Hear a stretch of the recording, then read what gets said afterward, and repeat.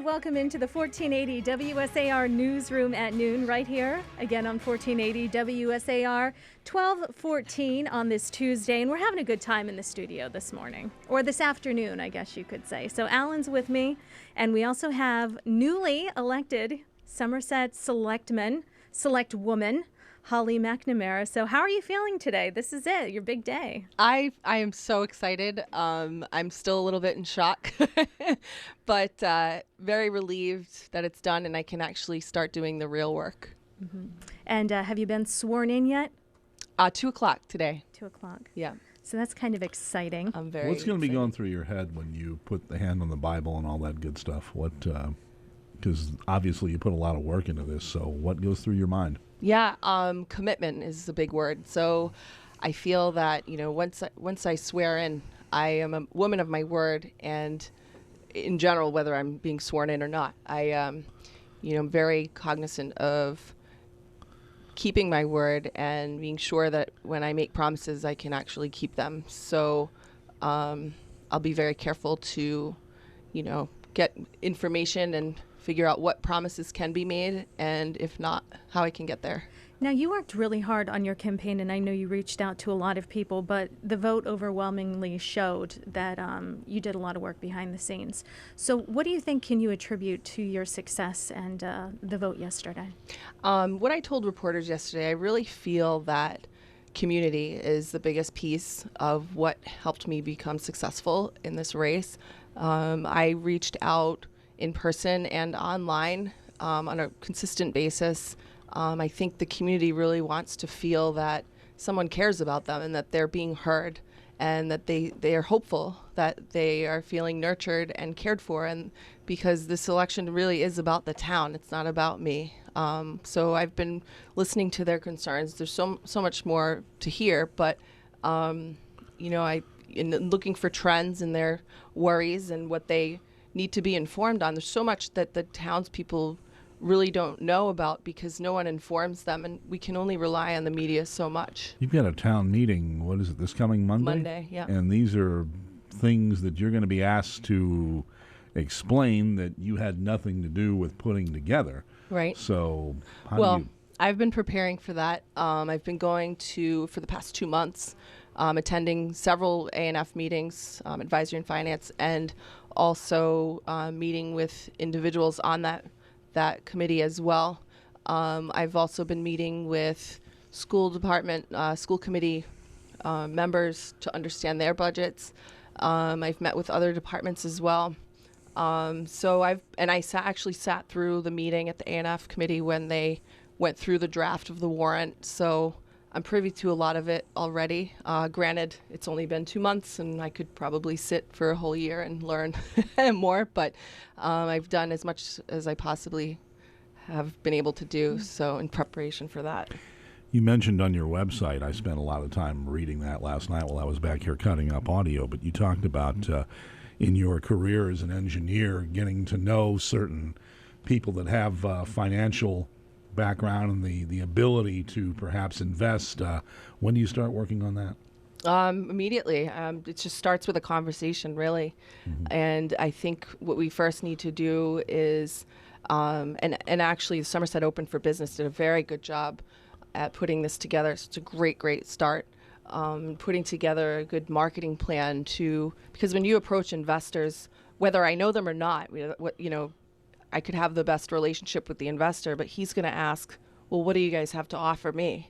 And so I need to be able to present that to the investor. And I think the Somerset Open for Business did a great job, so I can kind of work with that and market the town and say, look, this is what land we have available. This is kind of our demographic. This is what, we're close to Providence, we're close to Boston, we're on the water, we are near the freeway and the rail, or highway, sorry. California. Maybe rail soon, hopefully. Rail, hopefully, yeah.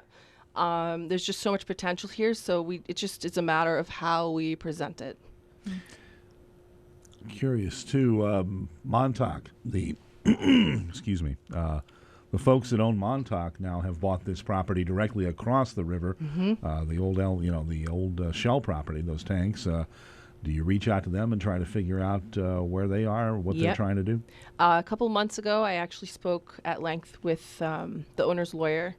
There's some promising ideas there, and I've actually almost weekly have been in touch with some investors that have been heavily and seriously communicating with the owners of Montauk. So as a selectman, it's our duty, I believe, to be that liaison to help facilitate those relationships. And so yeah, that actually does look promising. I mean, it is privately owned, and I can't, close the deal for them, but they're great people. So This is an interesting Board of Selectmen now because you're the rookie, and the other two gentlemen on the Board of Selectmen haven't been there that long either. right. Maybe a year and a half in total. So how do the three of you gel beginning Wednesday night? I think we get along great. I've known Dave for quite a while.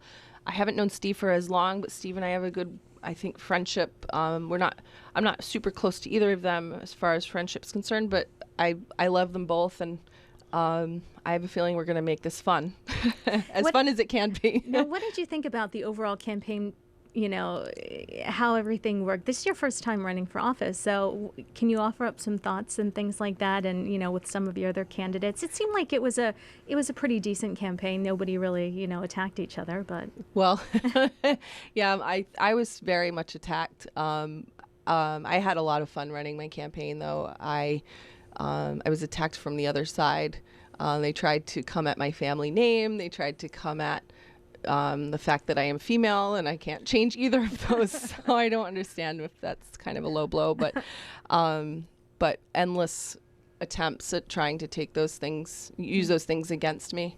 It was very disheartening. But I think that's just a very small group of people in town, and I really believe the town wants what's best for itself and wants to help itself. So I can only help the town if it's willing to help itself. You're the first woman to actually serve on the Somerset Board of Selectmen in what, couple of decades? Yeah. If not longer? now I did ask her before you came in the room, Alan, are you going to just stay Selectman or Selectwoman, and what shall we call you? And so you said you weren't sure how that was going to That's work a question out yet. I get asked all regularly, and growing up and being in my career and being in a man's world, in an engineering world, a construction world, I've always been one of the boys, and yes, I'm female, but I've never liked to make a spectacle of being female. I think that kind of detracts from what we're trying to achieve as a woman. I'm going to stick with the word selectman, the title.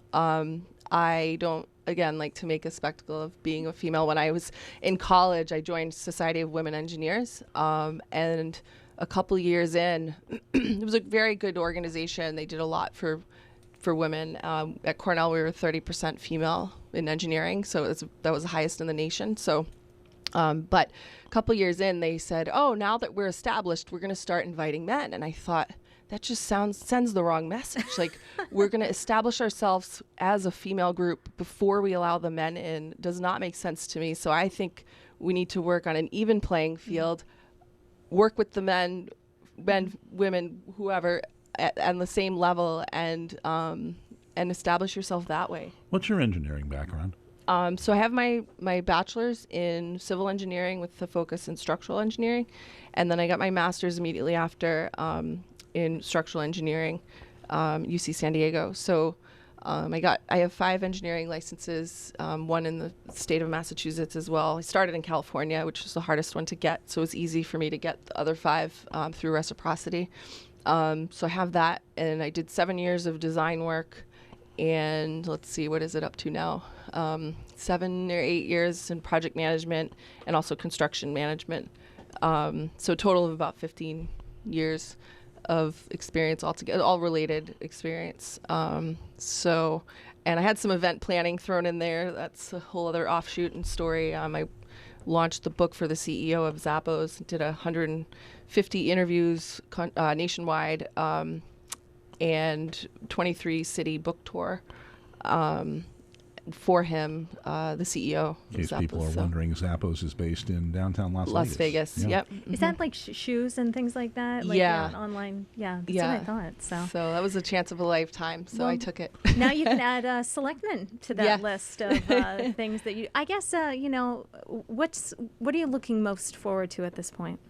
Now that the excitement, you had the big party last night, and you go get sworn in. But overall, what are your final thoughts? I guess I'm really looking forward to seeing Somerset progress. I know it's going to take time, but it's going to take a lot of work, and we need to get started now. This is why I did not wait to run. I think time is of the essence, and I want to see progress very soon, as soon as possible. So. And you also moved away for a while, but you came back, and Yeah. I think that's got to be something special for you to. Yeah, so I left for grad school in '99 for the West Coast. I took it as an opportunity to see the country. I lived on the West Coast. I lived in San Diego most of the time, and I lived in San Francisco for a time. I worked in the tech world as well up there. Met a lot of different tech investors up there too. But in the meantime, every year I came back probably an average about 5 times a year. And when I left, I had promised my mom, I said, look, I will be back someday, and I just don't know when I'll be ready. So when I was on the West Coast, the more and more I came back, at first I was not homesick at all. It was a great adventure, and I learned so much. But through the years, towards the end, I got very homesick. And this is my home, and the writing was on the wall. I'm like, California is not my home. I love it dearly, and it will always be part of my life. And I'm very connected to people across the country now because of being out there. The people that I've met, not just California, but nationwide, at conferences and events and whatnot. So, and I'm in touch with all of them.